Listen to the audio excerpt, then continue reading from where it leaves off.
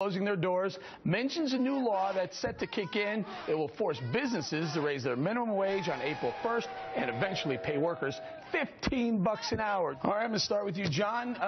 This isn't the only place that's mandating higher wages, so is it going to end up eating jobs elsewhere? It's an economic fact of life, Eric. It destroys jobs, particularly those among the youth. I mean, look at France. They've had unemployment above 10% for literally a decade. Even here in America, when we raised the minimum wage in 2007, youth unemployment started to rise, and it really hasn't turned around since.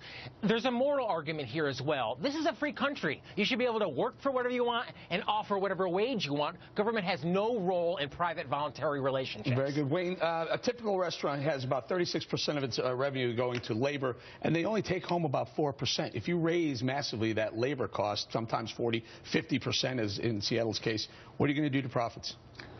They're going to go by the wayside.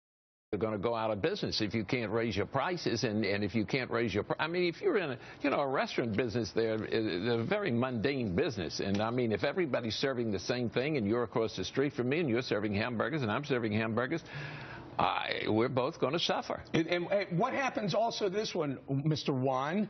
We automate everyone. Everyone that was an order taker becomes a machine now. Well, that would be a big problem. But, you know, to me, when you look at the reality, what's going on here? Target, Walmart, you know, McDonald's, they're all raising wages. Why is that? Why are they doing that? Because they have the capital and they think it's good for business, and people with more money in their pockets spend more money at their stores.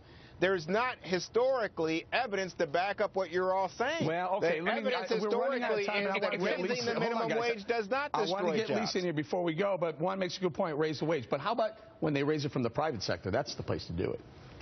But look, the minimum wage is absolutely a job killer. If you look at the federal debate surrounding the minimum wage, the Congressional Budget Office said that raising the minimum wage to $10.10 would cost up to 500,000 to 1 million jobs. The reality is that when cash goes into one pocket, it comes out of another. What you're doing is forcing businesses to either raise costs, which is going to be passed down to customers or fire people. We need to raise the amount of time we can talk on TV. We'll talk.